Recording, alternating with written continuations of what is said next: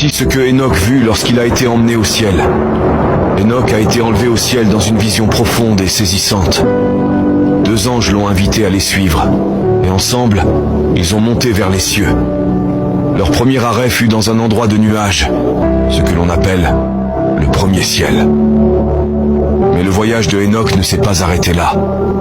Ils ont poursuivi leur route et ont pénétré dans un endroit sombre et sinistre, un lieu où les âmes enchaînées gémissaient dans une douleur profonde. Ce 2e ciel abrite les anges déchus, ceux qui ont défié Dieu et qui, depuis leur rébellion, attendent leur jugement.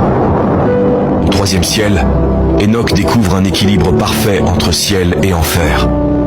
Mais ce n'est qu'au 4e ciel qu'il rencontre la magnificence des astres, la lune et le soleil, chacun suivant son rôle divin.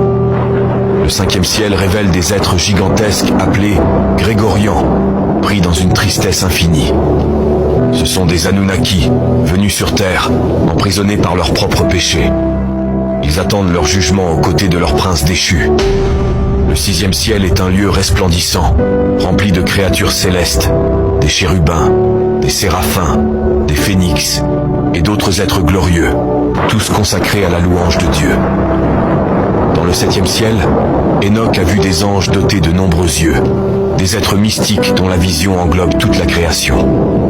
Le 8e ciel régit les saisons et les changements cosmiques, tandis que le 9e ciel est un domaine où la poussière des étoiles et des galaxies se mêle dans une beauté infinie.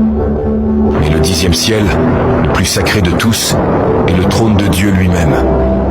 Là, Enoch s'est retrouvé face à face avec la majesté divine. Le visage de Dieu, si merveilleux et pourtant terriblement effrayant, a laissé Enoch dans un état de révérence et de crainte indescriptible. Amen. Si ce message vous touche, écrivez Amen en commentaire. Partagez cette vidéo avec vos amis pour les bénir. Et souvenez-vous, chaque ciel nous rappelle la grandeur infinie de Dieu. Que Dieu vous bénisse.